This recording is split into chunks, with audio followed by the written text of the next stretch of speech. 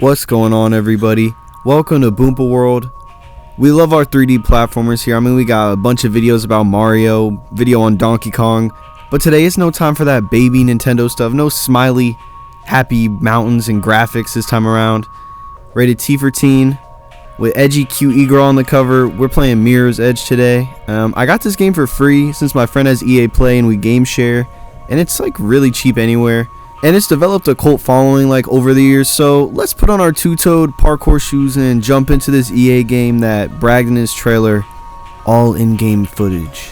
Dive right in, and if you guys enjoy this video, be sure to leave a like and subscribe if you want to see more videos similar to this. I don't know why, this game kind of stuck in my mind since I was younger. Like the lens flary pretty visuals just stood out. I know DICE made this because EA wanted their Battlefield boys to make something else and diversify their portfolio. So they might be in their bag for this one, getting creative and all that. It came out all the way back in 2008, which is way longer than it should be. But when the epic parkour scene was at its peak, so we'll probably see a lot of that. And unlike any platformer I've played, this one is in first person. Has this little minimalist digital style that you may think is kind of overdone by today's standards, but the menus and style as a whole remain clean and aged really well. This game really felt next gen at the time. But yeah, Mirror's Edge kind of drops you into this futuristic, overly surveillanced Big Brother is watching ass city. The spacey techno music is nice. It's like it fits the backdrop really well. It's like a more edgy Portal. The game opens with, like I said, people are forced to conform, so there's like this unnatural, pristine, perfect looking world. There are these 2D stylized cutscenes that go with that, remind me of like the Incredibles title sequence or like the Esurance ads. But we're Faith, a runner, someone who is just running free, doing deliveries or moving stolen goods or information. The essentials, UPS, USPS. After a little tutorial run, we go out on our first delivery, duck and punch some cops and dip, the usual Tuesday. I like the fact they encourage sneaking in this. It reminds me of the time I played Dishonored, but in that I could just never pull off being stealthy. The focus on stealth and avoiding beef in this game could be because the combat is like really basic, and especially compared to like the movement in this game, it's so fluid and running, and then like when you punch you just go eh. You run around on the ground and walls, you move Faith up or down, you grab pipes, zip lines, ledges, and they just made it feel so smooth. Like you platform from building to building, sometimes just going fast, grabbing things, you feel like Tarzan. Other times thinking about where to go next with like quotation mark puzzles. This game gives you that real feeling of weight in the air too. It's really sweet. I saw the vision, I was rocking with it. I might just be because I was like playing this game recently that aged poorly, attacking the power of Juju. May just be a false sense of relief. But yeah, you also have this guy throughout the game talking in your ear who's kind of your friend named Merc. He's part of your little runner alliance. You get closer as the game goes on. He's cool, he's basic, but we rock with him. He's no Cortana. The next level is it's revealed my sister is a cop. Terrible revelation, ill. Someone tried to frame her though for killing this mayor candidate. This candidate had some weird paper in his hand, something that was like foreshadowing for later in the game, something about Icarus project. But yeah, sorry sis, sorry about the framing, but I got my own problems. Because now, you know, we will have to figure it out. We'll have to save my sister, which I mean, I'm not mad, it's a good premise. Yeah, people always just gotta entangle you into stuff. It's so annoying, real life and now the video game too. But as we roam the world, red objects show where to progress, so it's kind of always leading you a little if you're stuck. I feel like each color kind of has like a symbolic meaning. I'm not sure what yet though, like safe, or like red is like progress, I don't know. It was a fun game of free running and chase so far. Something about the city being all stoic and clean and devout of human personality just gives it such like a grim and like atmosphere that you can kind of feel. Sometimes it almost felt too empty though for like families or happiness to be there. Like it was kind of unbelievable. But beyond those breathtaking city portions that you like you've like seen before, levels took you to certain locales that were different, but some were honestly boring. They kind of last a while too, and they definitely are repetitive, but it didn't take too much away from the game and added some variety to the gameplay that it needed.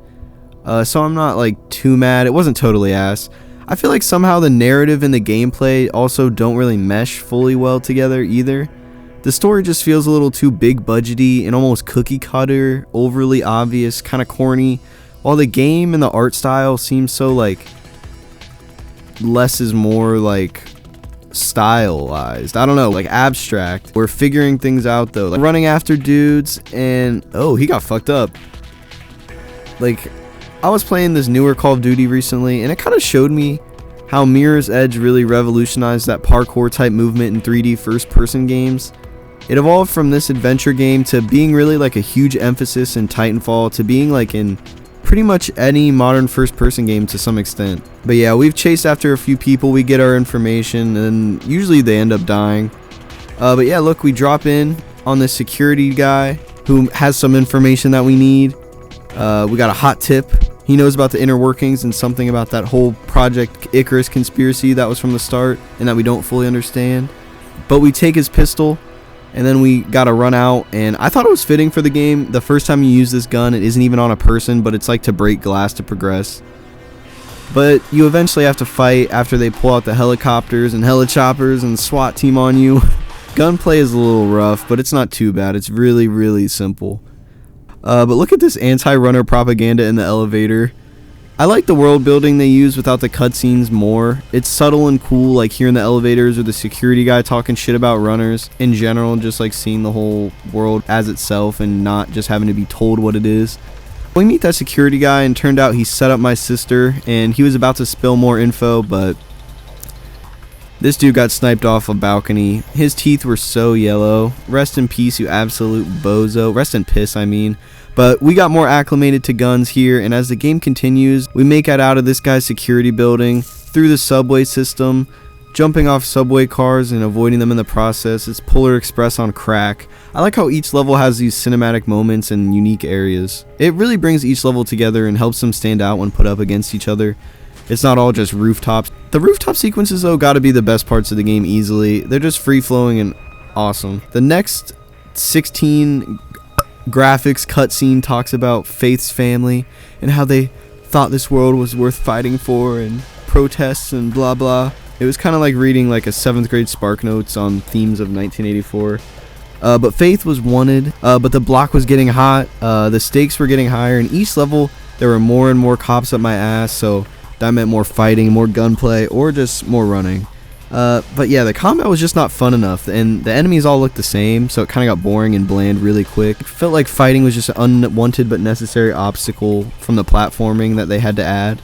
But as this mission goes on, we talk to Edgy Mike Tyson tattoo guy and learn Project Icarus is some training regime about killing runners, so now we get to head off to another corrupt security corporation and fuck them up too. Sounds fun and safe. The combat got more annoying as the game went on still. I know I'm harping on it, but I know it was trying to go for that like very minimalistic, like you don't even see your ammo, but I wish they steered away from that gunplay more, but instead as the game went on they put a heavier emphasis on it. Also, you can go slow-mo mode, which is like every other action game that doesn't know what gimmick they need to have, the slow-mo. But I still see the cult classic appeal, and like it's so fun, and running and stuff is awesome. And I was always excited for what was next. Just some level design and overuse of like the same enemies just got boring. So what's gonna happen? Our white blonde fellow ally girlfriend turns on us. I mean, we chased her in her catcher's gear just for her to sell us and say that she's part of this whole Project Icarus thing. She pulled her mask off like Scooby-Doo, and I was shocked. I mean, this game pretty much showed you can't trust anyone. So deep and woke. She was saying she was just doing it for the money and that being a runner was just a losing battle. We had to like beat her ass, and I think it was a boss battle, and it was just terrible. It just felt like I was punching her over and over, and she was like blocking me but not, but beating my ass. Yeah, it was trash. But this next mission I actually liked. We shoot the engine of my sister's convoy so she can get away. But in these last missions, the more gunplay, overemphasis on combat moments make me hesitate now to really call this a platformer. But it sounds cuter for the title, so I'm gonna still do it. But yeah, we link up with Kate somehow after the 8th mission, but in the meantime they get to our guy Merc, who's been telling us where to go and talking to us throughout the game. Our hearts were full. We shed a tear, but we couldn't cry for long because they also got my sister. She's at the main building where the mayor lives, so this corrupt ass conspiracy makes it all the way back to the crooked politician that runs the city. So I mean, let's finish the game. Let's get to the bottom of this. It kept just enough momentum for me to not get bored though. it kept me in the dark to a lot of info up to the end, so it was like a really nice payoff. The last mission kind of has a cool aesthetic too. I love the nighttime vibe of the city. It was really pretty. The city in dark mode was really fun, and although they went all in on the gunplay this level, the end of the game was super exciting. There's people coming every which way, and then there's like a helicopter crash, and